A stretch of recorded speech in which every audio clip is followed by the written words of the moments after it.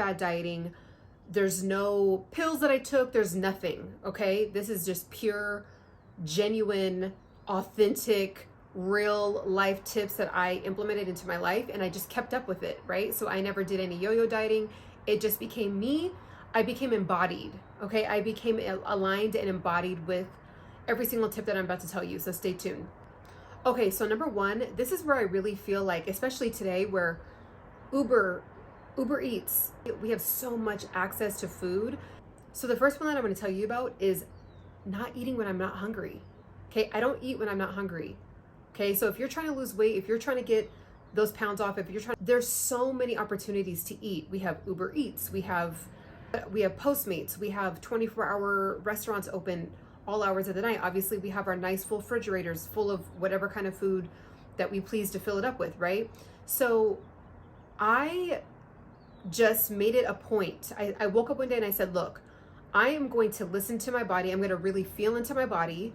And if I'm not hungry, I'm just not going to eat. I don't care if I'm at lunch with coworkers. I don't care if I'm going to a birthday party. I don't care. I'm trying to lose this weight. And my body is telling me that it already has food on its body, on the body, right? Which is the fat that's on the body. So I just didn't eat when I wasn't hungry. So I highly suggest, if you're trying to lose weight, if you want to see results very quickly, just don't eat when you are not hungry. There's a difference.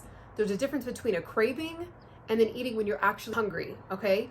There's a difference between a craving and then eating when you're actually hungry, okay? So some of us aren't even in touch with that feeling anymore. I don't know if you guys ever experience this, but like when you're in elementary school and you're like super hungry and maybe you didn't eat breakfast for whatever reason, and then you had to wait all the way till lunch to eat. There wasn't really a lot of snacking, at least like back in my day. We weren't allowed to snack all throughout the morning. So our stomach everyone's stomach would literally be growling. That's what I'm talking about. Like, let your body feel hungry so right when you start to feel hungry, just give it another 10 minutes. Like, let your body start to tap into the fat storage. It's okay. It's been scientifically proven that it's okay to be a little bit hungry. You're not going to starve. You're not going to die from, feeling hunger and then waiting an extra 10, 15 minutes to just really let your body feel ready to eat, right? So if you don't feel hungry, don't eat. Number two, I stopped eating super late at night. Okay, I woke up and I was like, I am not going to eat past 6 o'clock. So whatever that is for you, I'm more of an early bird, so I go to sleep super early. But if you're somebody that goes to sleep super late, just don't eat at least 2 to 3 hours before you go to sleep.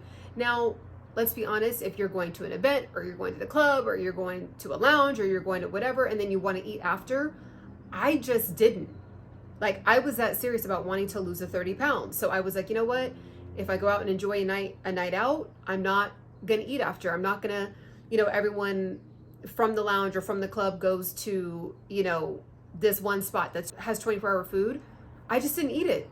It is what it is. If you have your goals, stick to them.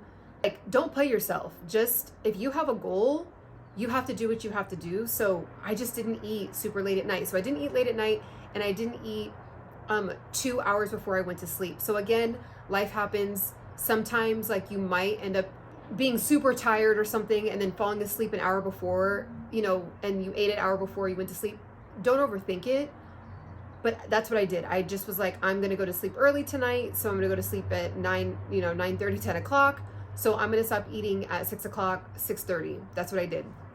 So it's almost like a form of intermittent fasting also too. So if you don't eat an hour or two before you wake up, and then don't eat 2 to 3 hours before you go to sleep, there's your intermittent fasting right there. If you're like, I don't know how to intermittent fast, so that's like another way of doing it without overthinking it. Number 3, I did apple cider vinegar. So look it up. I'm not going to go into the scientific background. I'm not going to pull up all these different studies and things like that. You can reference Dr. Eric Berg right here on YouTube. You can also look up the Glucose Goddess on Instagram. I don't know if she has a YouTube page, but look her up on Instagram. She's amazing. Literally, there is so many studies out there talking about what apple cider vinegar does to blood sugar. Okay, so it's important to keep your blood sugar at bay, keep it balanced. A lot of times what we're doing is we're eating because we had a blood sugar spike and then it crashed, and then really the brain's like, okay, your blood sugar is going down, I need to eat. Of course, if you have a special condition, or you know that you are diagnosed with a specific insulin resistance or whatever, do not take my advice. But for the average person that doesn't have any types of conditions that they're aware of or anything like that, you might want to look into apple cider vinegar. It's been known to lower your blood sugar. It's also been known to reduce your sugar cravings because it doesn't spike. It reduces the blood sugar spiking, so then you don't release a lot of insulin, and therefore you're not feeling like you have to eat every 90 minutes. Okay, so if you're feeling like you have to eat every 90 minutes, you might want to really feel into your body and just really see, is it because I'm actually hungry? Like, is my stomach growling? Or is it because I'm craving something? And if you're craving something, think back, like, okay, what did I just eat 90 minutes ago? Oh, okay, I did just eat waffles. So all of a sudden you ate waffles at 9 a.m. and then all of a sudden 10:30, 11 a.m. you're like, I'm hungry again, I want a snack. That's a craving. So I was able to identify those cravings and instantly was able to feel into my body by using apple cider vinegar. So I would put a small tablespoon. You don't have to even start with a tablespoon. You could do a small teaspoon and put it in some warm water, drink it on an empty stomach, and then it typically has shown to reduce blood sugar over time. There's many different studies out there where you do it in the morning and it reduces it, or you have it drink some apple cider vinegar within 30 minutes of eating, or drinking apple cider vinegar within 30 minutes of eating before you eat it or after you eat it. So it's up to you. Again, do your research, but that's what I did. I suggest you definitely implement the method of apple cider vinegar into your diet. Number 4, it is what it is. I cut out sugar. I woke up one day and I immediately cut out sugar. It is what it is. You have to cut out sugar. Like, there's no way getting around it. So if you're somebody that's like, well, I love my sugary drinks, I love my pastries, I love my donuts, it is what it is. If you're trying to lose the weight, if you are serious, you have to get in front of your sugar cravings. Either if you know your personality, you could go cold turkey, or if you're like, I need to wean myself off of it, that's fine too. But you need to do it, right? So there's tons of different methods to do it. You can drink a green juice. You can just immediately eliminate all the junk food out of your cupboards. You can make sure that you have, more fruit in your reach. There's ways to do it, but if you are serious about losing 25 to 30 pounds, you have to cut out sugar. It is what it is. So I'm not saying forever, because I definitely will have my mother's freshly baked pastries, or I will have my nephew's cake for his birthday, right? But having it every day consistently, because it's like what you do on your lunch break, or it's how you reward yourself after a hard day of work, though, you have to get in front of that. So if you know that you have a sugar craving and you're like, I can't do that, then you might want to dig into why. Are you overly stressed? Well, then let's reduce our stress first, do that for a month, and then, okay, now our stress levels are down, and then now we can really dig into the sugar. So sometimes it's not all about just like hearing a tip like this and then saying, okay, I just have to cut out sugar. There is deeper layers, there's deeper levels, and there's deeper reasons as to why we're not doing what we know we need to do to get ourselves to the next level, to have a healthier body, to have more energy, to sleep better.